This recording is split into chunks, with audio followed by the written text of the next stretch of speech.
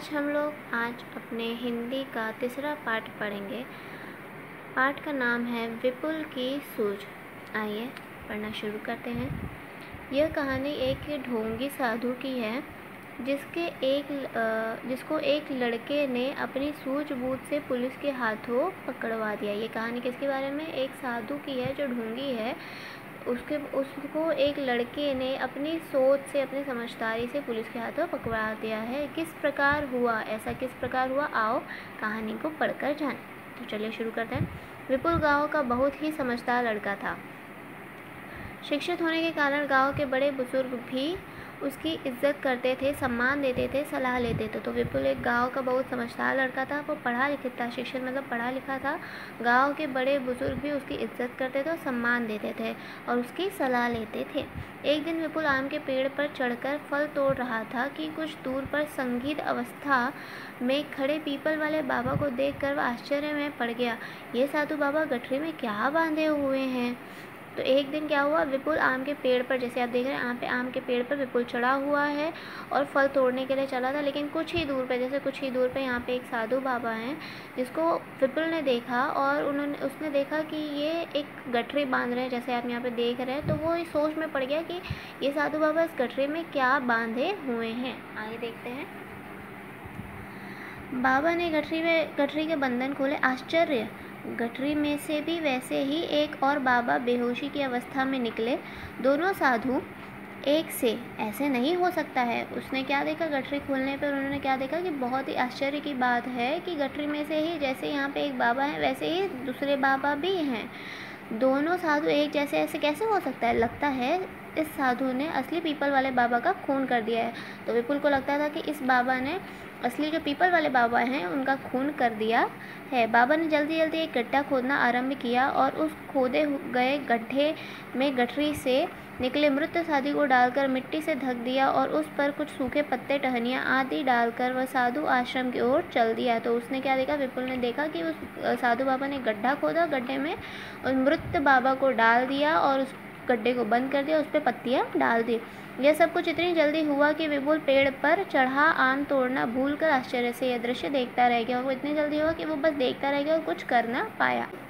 साधु के इस गहरे षड्यंत्र का सिर्फ विपुल ही एक चश्मदीद गवाह था। तो ये षड्यंत्र साधु ने रचा था, मार कर असली साधु को। उसका चश्मदीद गवाह कौन था? मतलब आंखों देखा, चश्मदीद आंखों देखा गवाह कौन था? विपुल था। किंतु पूरे गांव की आस्था की जड़ें पीपल वाले बाबा पर इतनी गहरी थी कि उसे उखाड़ना बहुत कठिन था। बाबा के खिलाफ कोई एक शब्द भी सुनना धर्म का अपमान समझता था। तो उस बाबा के खिलाफ अगर कोई भी कुछ भी बोले तो उसका मतलब था कि धर्म का अपमान कर रहा है वो व्यक्ति। इसके लिए पूरे गाँव उन बाबा के बारे में कोई भी बात सुनने को तैयार ही नहीं था।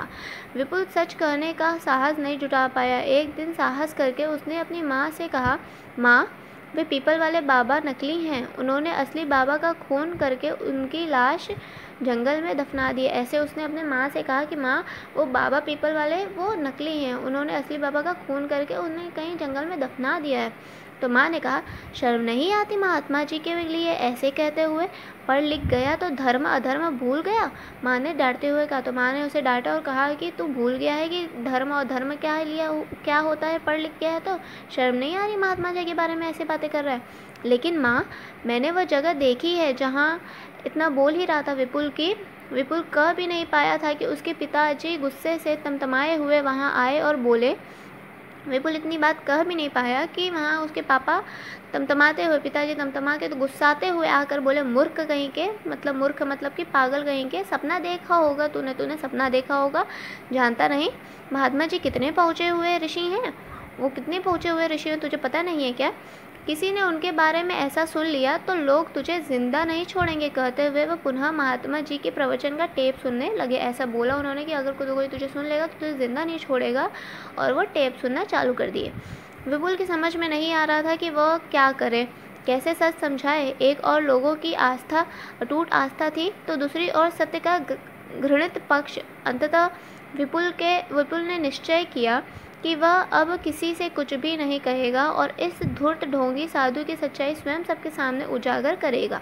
विपुल कोई ऐसा युक्ति की तलाश में जुट गया जिससे ग्रामीणों के उस ढोंगी साधु के प्रति उपजी अंधश्रद्धा मिट सके, लोग सच जान सके। तो विपुल ने सोचा कि मैं इसके बारे में किसी से नहीं कहूँगा और इसके बारे में मैं एक योजना बनाऊंगा जिससे सच्चाई सबके सामने आ सके और उस ढोंगी बाबा का सच खुल सके और जो अंधविश्वास करते हैं, अंधश्रद्धा लोग करते हैं, वो उनका मिट सके। विपुल रात भर सो नहीं सका। अंत में एक योजना उसके मस्तिष्क में कौंधी। वह सुबह बहुत जल्दी उठा और स्कूल की फैंसी ड्रेस प्रतियोगिता के लिए खरीदी गई साधु की नकली दाढ़ी मूछें लगाई, गेरुए वस्त्र धारण किए, लंबा चौड़ा तिलक लगाया और कंधे पर टांगने वाला स्कूली बस्ता खाली करके उसमें टेप रिकॉर्डर रखकर वह उस ढोंगी साधु के आश्रम की ओर चल दिया। फैंसी ड्रेस वाली साधु की भूमिका आज उसके जीवन में सचमुच काम आ रही थी। मन ही मन आगे की योजना बनाते और संवादों पर विचार करते हुए वह उस ढोंगी की साधु की कुटिया की ओर चल पड़ा। तो विपुल ने क्या किया, विपुल ने उसके दिमाग में एक योजना कौंधी। तो वह सुबह उठकर तैयार हुआ, साधु का वेश धारण करते हुए नकली अपनी दाढ़ी मूछें लगाई और वो टेप रिकॉर्डर रखकर अपने झोले में बस्ते में वहाँ से निकल पड़ा। कहाँ जाने के लिए, साधु की कुटिया की ओर जाने के लिए। अलख निरंजन आवाज़ सुनते ही साधु आश्रम के द्वार पर आया और योगी को आश्चर्य से देखने लगा। तो जाते ही उसने कहा, अलख निरंजन। फिर आगे देखिए, क्या बात है वत्स, आज तुम हमें यूँ आश्चर्य से क्यों देख रहे हो? क्या हमें नहीं पहचाना? साधु सकपका गया। हो सकता है असली पीपल वाले बाबा के ये गुरु हों, तभी तो वत्स का प्रयोग कर रहे हैं। प्रणाम गुरुदेव, प्रणाम। भला अपने गुरु को भी कोई भुला सकता है? आइए, पधारिए, आपका आश्रम में स्वागत है। आतिथ्य स्वीकार कीजिए, हम पर कृपा तो है ना। तो यह सुनकर वो बोलता है, ढोंगी बाबा बोलते हैं कि लगता है कि ये उस असली पीपल वाले बाबा के गुरु हैं। तो वो उनको प्रणाम करता है और अपने कुटिया में आने के लिए कहता है और उनसे अपना आशीर्वाद मांगता और पूछता है, मेरे ऊपर आपका आशीर्वाद तो है ना? हाँ वत्स, हम कृपा उन्हीं पर करते हैं जो कृपा के योग्य हैं। योगी का संवाद रहस्यमय था। तो यह उनका रहस्यमय था कि वह कहते हैं कि मैं उन्हीं पे आशीर्वाद देता हूँ जो आशीर्वाद के लायक होते हैं। आप ये क्या कह रहे हैं? हमसे कुछ त्रुटि हुई, अपराध हुआ? वो कहता है कि आप ऐसे कैसे कह रहे हैं, मेरे से कोई गलती हो गई है, कोई अपराध हुआ? तो वो कहते हैं, घोर अपराध। तुम वास्तविक बाबा होने का भ्रमजाल रच रहे हो।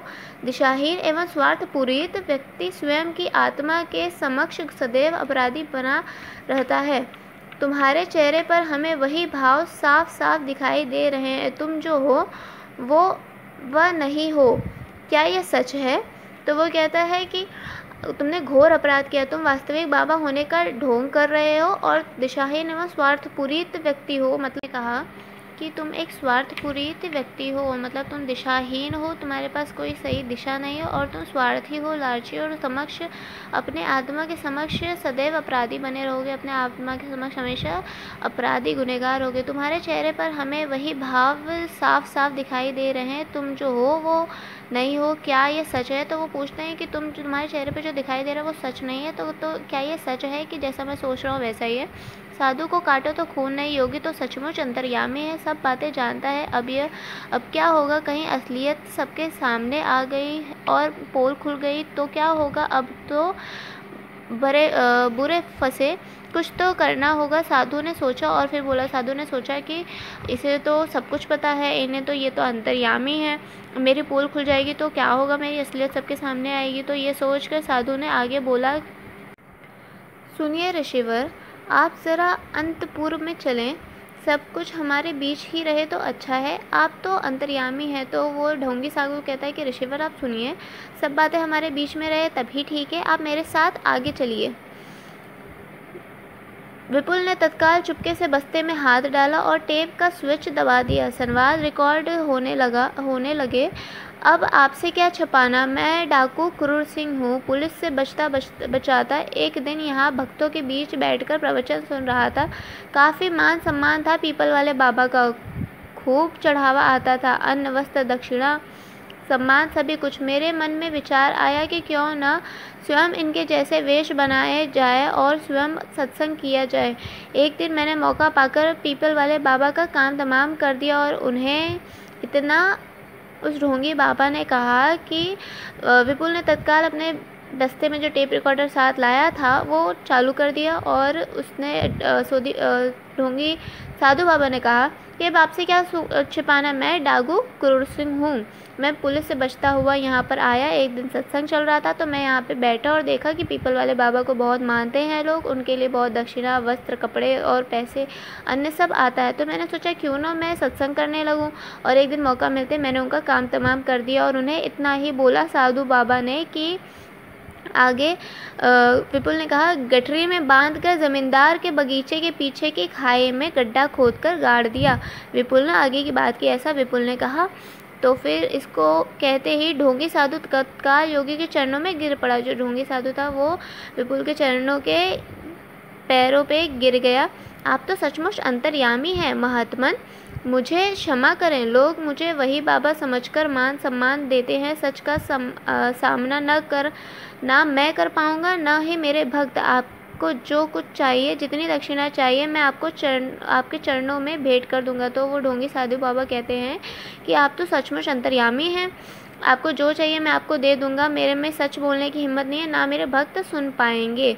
हम केवल भक्ति के भूखे हैं। अलख निरंजन कहते हुए चिमटा करताल बजाते हुए योगी आश्रम से बाहर निकलकर गांव में ओझल हो गए। तो ऐसे कहते हुए कि मैं सिर्फ भक्ति का भूखा हूँ, ये कहते वो योगी आश्रम से निकल गए, मतलब विपुल आश्रम से बाहर चला गया। साधु बने डाकू क्रूर सिंह की नींद हराम हो गई। वह रात भर सो नहीं सका। कहीं योगी महाराज रूठ कर तो नहीं चले गए, चाहे रूठ जाए किंतु पोल न खोले तो ही अच्छा। तो डाकू सोचता है कि उसकी नींद हराम हो जाती है। वो सोचता है कि पोल न खोले तभी अच्छा है, कहीं वो रूठ तो नहीं गए हैं बाबा। दूसरे दिन प्रवचन प्रारंभ होने से कुछ समय पूर्व ही भक्तों से खचाखच भरे पंडाल में विपुल टेप रिकॉर्डर लिए आया और बोला। तो दूसरे दिन प्रवचन शुरू होने के पहले ही भक्तों के बीचों में विपुल टेप रिकॉर्डर लेकर आया। हाँ तो धर्म प्रेमी बंधुओं, माताओं, बहनों, उसने कहा, धर्म प्रेमी, धर्म के प्रेम करने वाले लोग, महात्मा जी तैयार होकर प्रवचन से हमारे इस जीवन को धन्य करने के लिए पधारे। उसके पूर्व मैं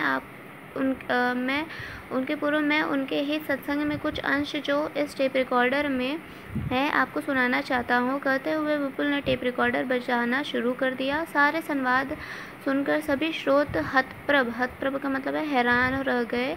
सभी आश्चर्य से आंखें फाड़े एक दूसरे को मुंह ताकने लगे।